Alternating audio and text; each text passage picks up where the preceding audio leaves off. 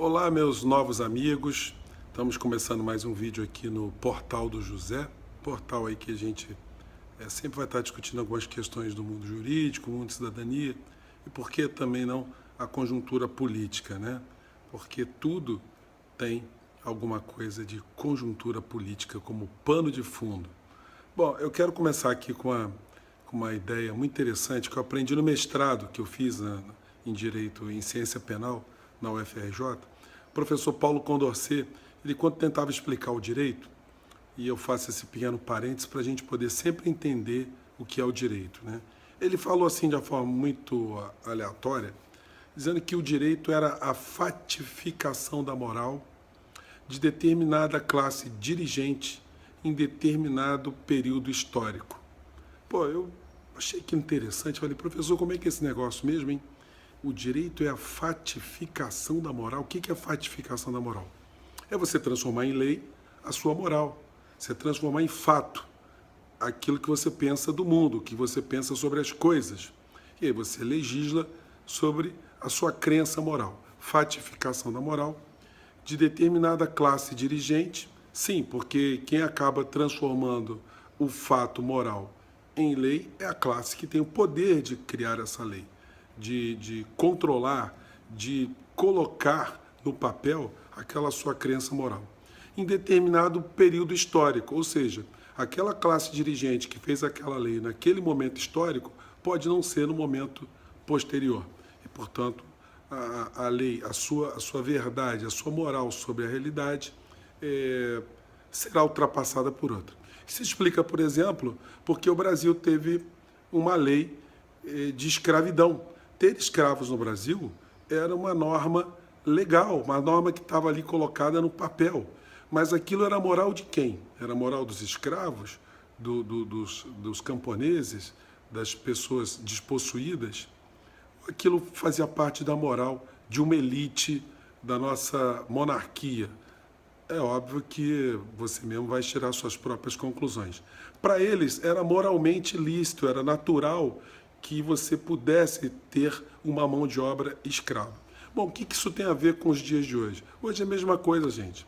O direito posto no Brasil, ele representa a fatificação da moral de uma classe dirigente que transformou a sua moral em lei, na nossa Constituição, nas nossas normas. Basta você ver, por exemplo, quando a gente fala de banco ou de juros bancários, de que lado ficou a norma? A norma ficou ao lado do cidadão, do consumidor, ou a norma pendeu para o lado de quem tinha o poder de financiar a criação daquela norma? Se você tem dúvida, é só você atrasar o seu cheque especial ou cartão de crédito e você vai ver de que lado que a norma está. Não adianta você falar para ninguém que aquilo é uma coisa imoral, aquilo é injusto, aquilo é absurdo, aquela norma é uma norma absolutamente anticristã, né? Que o judiciário, no final da história, tende a dar razão ao banco porque as normas estão muito mais próximas deles do que de nós. Bom, dito isso, o direito penal é a mesma coisa. O que o Moro está fazendo agora, quando ele manda um anteprojeto de lei para se modificar uma série de normas, essa é a visão que a classe dirigente brasileira do momento tem sobre a questão do crime. Tudo que está sendo proposto ali são coisas ruins, são coisas antipovo, antipopulares? Não. Aí não dá para a gente colocar isso como um projeto de ideologia de esquerda ou de direita. A esquerda teve a possibilidade de tocar nesses temas e de minimizar uma série de questões relacionadas ao direito penal, ao sistema prisional. Mas o que nós sabemos, de fato, é que a esquerda, quando esteve no poder, ela não fez absolutamente nada para minimizar essas questões. Basta ver a condição dos presídios no Brasil, o aumento exponencial da população carcerária, o aumento da prática de crimes e, sobretudo, o aumento das taxas de homicídios, né? Isso tudo tem a ver com políticas sociais, com o enfrentamento da criminalidade por todas as vias, inclusive pela via legislativa. Tanto Lula quanto Dilma tiveram ampla maioria no parlamento durante muito tempo para alterar diversas normas, não fizeram. Está aí o Bolsonaro com o Moro, está tocando algumas questões e vamos abordar aqui algumas que eu separei para a gente analisar. Não vou ficar fazendo muito aprofundamento, porque num vídeo curto, né, para não ficar enfadonho, não vai dar. Mas vamos tocar em algumas questões aqui. O Moro sabe que não vai reduzir a criminalidade. E não é esse o propósito. O Bolsonaro sabe que não vai reduzir a criminalidade. Só os ingênuos e os incautos acham que vai reduzir, que um tipo de proposta dessa pode reduzir a criminalidade. O propósito não é esse. Apesar de que, quando se fala em uma lei anticrime, você está pensando em algo que vai ser uma barreira para o surgimento do crime. Sob esse aspecto, a norma será absolutamente inócua. Eu já disse a vocês no outro vídeo que não é a lei que inibe a prática do crime, e sim questões anteriores que estão no computador de cada pessoa que faz com que o crime aconteça ou não, o descumprimento da norma ocorra ou não. Basta ver o artigo 240 do nosso Código Penal atual, que foi revogado no ano de 2005, ou seja, ontem, que tratava do crime de adultério. O adultério, gente, ou seja, a pulada de cerca, era um assunto de direito penal. Então quer dizer que o homem deixava de praticar adultério, a mulher deixava de praticar adultério porque levava em consideração o que estava no Código Penal. Então o homem ou a mulher se encontrava em algum lugar, surgia um clima, ou surgia uma paixão arrebatadora, mesmo que ambos tivessem casamentos, e eles deixavam de praticar uma evolução naquele relacionamento, porque, olha, não vou transar com você não, porque o artigo do 240 do Código Penal diz que é crime, portanto, eu não vou praticar crime. Eu duvido que tenha aparecido uma única criatura no Brasil que tenha deixado de praticar esse crime por razões dele estar previsto no Código Penal. É uma ilusão, é uma fantasia, é uma utopia, só que isso é repetido tantas vezes nas faculdades de Direito que a comunidade jurídica acaba acreditando que, de fato, está previsto uma norma lá que isso é a causa final de redução ou de inibição do crime. Nós sabemos que a única finalidade da pena que resta no Brasil, que sobra, que é eficiente, é a vingança. E essa norma de Moro, ela tem absolutamente uma identificação com esse propósito. Propósito de cada vez mais dificultar o desencarceramento e possibilitar um maior encarceramento. Sob esse aspecto, de fato, o nosso sistema jurídico ainda tem muitas falhas. E ele tenta aqui, com essa proposta, pelo menos, dar resposta às promessas de campanha de Bolsonaro. Sob esse aspecto, está sendo positivo se cumprir uma proposta de campanha, né? Agora, o que isso vai redundar no futuro? Só vai redundar em mais encarceramento. Lembremos aqui também que uma das questões que está sendo colocada aqui nesse projeto é uma regulação do sistema prisional federal. Como nós sabemos também, há uma tendência no mundo pelo menos no mundo capitalista, e eu me refiro basicamente nos Estados Unidos, de transformar pequenas condutas em condutas que levam a cárcere. Por quê? Porque o sistema prisional norte-americano está quase todo privatizado. As grandes empreiteiras, as grandes empresas que cuidam de penitenciárias também são grandes apoiadoras financeiras em campanhas eleitorais. Logo, seus parlamentares tornam as normas mais duras, a população carcerária aumenta e a rentabilidade das empresas que cuidam desse assunto aumenta também.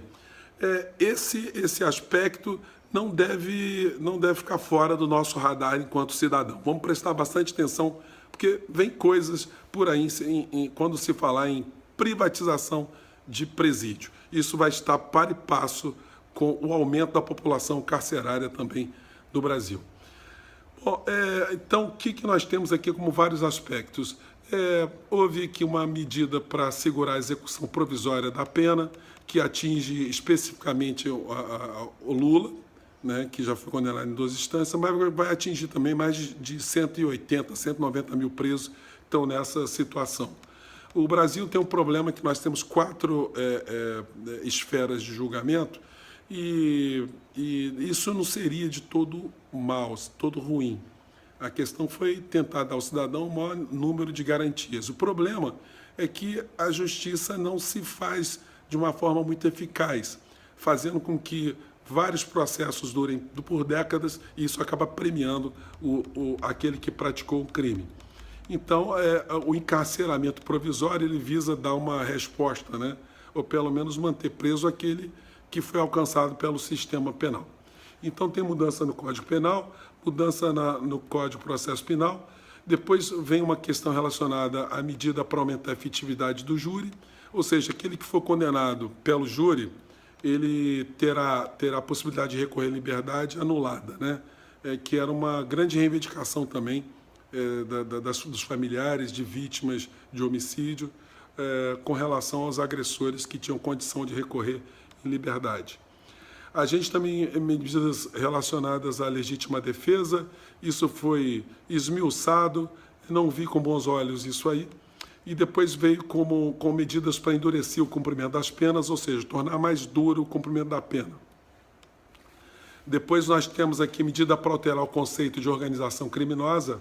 Eu acho que foi até curioso e engraçado, porque o ministro Moro ele diz o seguinte no inciso 3º dessa norma aqui, que as organizações criminosas serão responsabilizadas por aquilo que estiver sendo feito e tal, em especial organizações como o 1º Comando da Capital, Comando Vermelho, Família do Norte, 3º Comando Puro, Amigos dos Amigos, quer dizer, deu um cartaz danado, né, para essas organizações criminosas, né, deu uma empoderada, né, elas não precisam de marketing, com o ministro colocando isso aí na norma, mas provavelmente isso pode ser mudado, porque isso é para o Congresso para sofrer emenda. A gente também medidas para elevar penas de crimes relativos à arma de fogo, que é uma contradição, né? Se flexibiliza a utilização de arma de fogo, mas também se sugere uma pena maior para quem estiver usando, para quem estiver praticando algum ato por conta dela.